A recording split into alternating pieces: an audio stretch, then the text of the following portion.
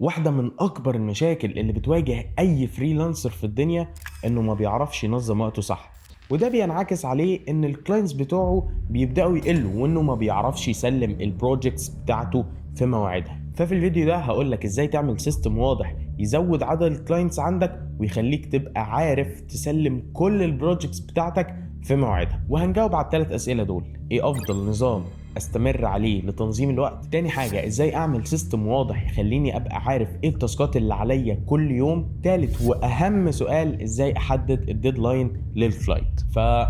يلا بينا. السؤال الاول، ايه افضل سيستم لتنظيم الوقت؟ افضل سيستم لتنظيم الوقت هو السيستم اللي انت تقدر تستمر عليه لاطول فتره ممكنه وتعرف تنجز كويس قوي فيه. وانا هقول لك على اشهر 4 انظمه اللي انا شخصيا بفضلهم وبحب ادمج ما بينهم. اول حاجه التايم بلوك، وده طبعا غني عن التعريف، واحد زي ايلون ماسك بيستخدمه. والنظام ده باختصار انك بتحدد ميعاد معين لانجاز مهمه معينه. يعني مثلا انا هشتغل من 8 الصبح ل 12 الظهر على البروجكت اكس، ومن 1 ل 2 انا بروح الجيم، ومن 5 ل 8 بتواصل مع الكلاينتس، وهكذا. ولكن خلي بالك ما تبالغش قوي في التنظيم وخليك واقعي. بلاش من 2 ل 2 و5 هكون بعمل كوباية شاي، ومن 2 و5 ل 2 و10 هكون بنظم بلاش العك ده. خليك واقعي واعمل فريم ليومك. تاني نظام معانا هو نظام الون تاسك، وهو باختصار شديد جدا انك بتحدد مهمة واحدة بس تقسمها لتاسكات صغيرة في اليوم الواحد. مثال سريع، لو انت فيديو اديتور زي حالاتي، عندك كلاينتس كتير، النهارده انا هخلص كل التاسكات بتاعت الكلاينت الفلاني.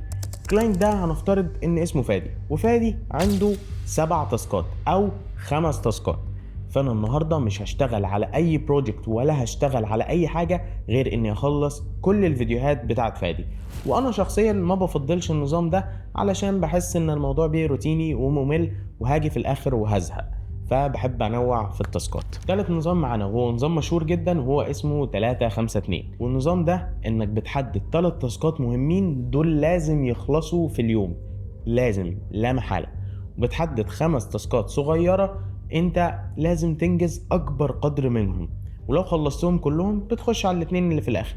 خلصتهم برافو عليك، ما خلصتهمش مش مشكله. رابع واخر نظام معانا وهو المفضل بالنسبه لي هو نظام ال3 تاسكات، وده ببساطه انك بتحدد 3 تاسكات بس تخلصهم خلال اليوم. طيب لو عايز رايي الشخصي او انا بحب ايه او انا بفضل ايه، انا بفضل ان ادمج ما بين كذا نظام مع بعض، ولكن اهمهم نظامين: نظام التايم بلوك ونظام اهم 3 تاسكات. طيب انا ليه بفضلهم؟ علشان سببين. اول سبب ان نظام التايم بلوك بيرسم لي فريم ليومي، فريم اقدر امشي عليه. يعني مثلا انا في الفتره الفلانيه انا ببقى بشتغل، طيب في الفتره الفلانيه لا انا هكون في الجيم، في الفتره الفلانيه لا معايا ميتنج، وده ممكن بيخليني ابقى مرتاح في اليوم او عارف اليوم بيمشي ازاي. السبب التاني ان نظام اهم 3 تاسكات بيبقى مريح وسهل وواضح انا عليا ايه بالظبط. انا مثلا النهارده الاحد انا عليا التاسك 1 2 3، شكرا انا خلصت. طيب انت كفريلانسر تعمل ايه؟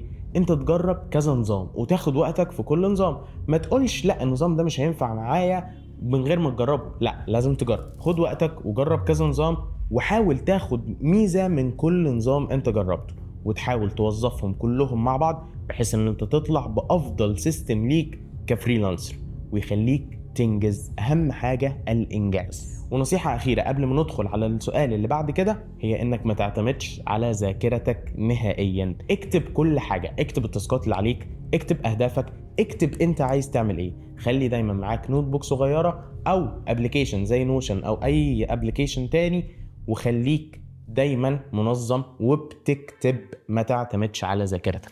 والسؤال التاني، ازاي اعمل سيستم واضح يخليني ابقى عارف انا عليا ايه تاسكات كل يوم؟ وعلشان تعمل ده وتبقى عارف انت يوميا بتصحى بتعمل ايه او عليك ايه، انت هتستخدم الويكلي بلان او التخطيط الاسبوعي. طيب عشان اعمل الويكلي بلان او التخطيط الاسبوعي اعمل ايه؟ احنا محتاجين نعمل الاتي. اول حاجة هتجيب ورقة وقلم خارجية وتكتب كل الحاجات اللي انت المفروض تخلصها خلال ال7 ايام اللي جايين. بتبدأ تاخد كل التاسكات اللي انت كتبتها في الورقة الخارجية دي وتوزعها على اسبوع كامل. بتبدأ بالمواعيد الثابتة زي المواعيد الدكتور او الميتينجز، بعدها بتوزع مواعيد الديدلاينز. وقبل ما تحط اي ديدلاين لاي كلاينت لازم ندخل على السؤال اللي بعده وتسمعه كويس قوي. والسؤال الاخير ولازم تركز فيه هو ازاي تحدد ميعاد الديدلاين. ببساطة زود يوم او يومين على الميعاد الاساسي للتاسك. يعني لو التاسك هياخد منك يومين قول له 3 ايام او 4 ايام. طيب ليه اعمل كده؟ علشان تدي لنفسك مساحة ووقت وما تحسش انك مضغوط في التسليم. وكمان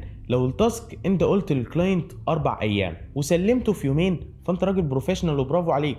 طيب لو خلصته في 4 ايام ففي الديدلاين مظبوط. وبخلاف كل اللي فات انت ما تضمنش اليوم يبقى عامل ازاي. ممكن لا قدر الله تحصل مشكلة او يحصل حاجة مش كويسة تعطلك وتعطل الشغل. وبمناسبة الديدلاين انا عايز اقول لك حاجة اخيرة. قبل ما تدي اي ميعاد لاي كلاينت لازم تبص لجدولك وتبص لوقتك، لان ممكن تدي ميعاد لكلاينت نفسه هو الميعاد ده مديه لكلاينت تاني والمواعيد تدخل في بعض والدنيا هتبوظ. وعن تجربة شخصية بقول لك ان انت تخسر الاثنين وبكده تكون فريلانسر شاطر، وده هيخلي عدد الكلاينتس بتاعك يزيد، لان القاعدة الاساسية الاهم من الشغل تظبيط الشغل. وبس كده، ما تنساش تعمل لايك وشير وسبسكرايب وتشارك الحلقة دي مع اي حد من صحابك الفريلانسرز، وتسيب لنا في الكومنتس ايه اكتر مشكلة بتواجهك كفريلانسر عشان نجاوب عليها في الحلقة اللي جاية. وقبل ما تقفل احنا هنعمل سيشن فور فري هنجاوب فيها على كل الأسئلة وكل المشاكل اللي بتواجه أي فريلانسر أيا كان مجاله إيه. فعلشان تشترك العدد محدود، هنسيب لك اللينك في الديسكريبشن. وبس كده، اعمل سبسكرايب.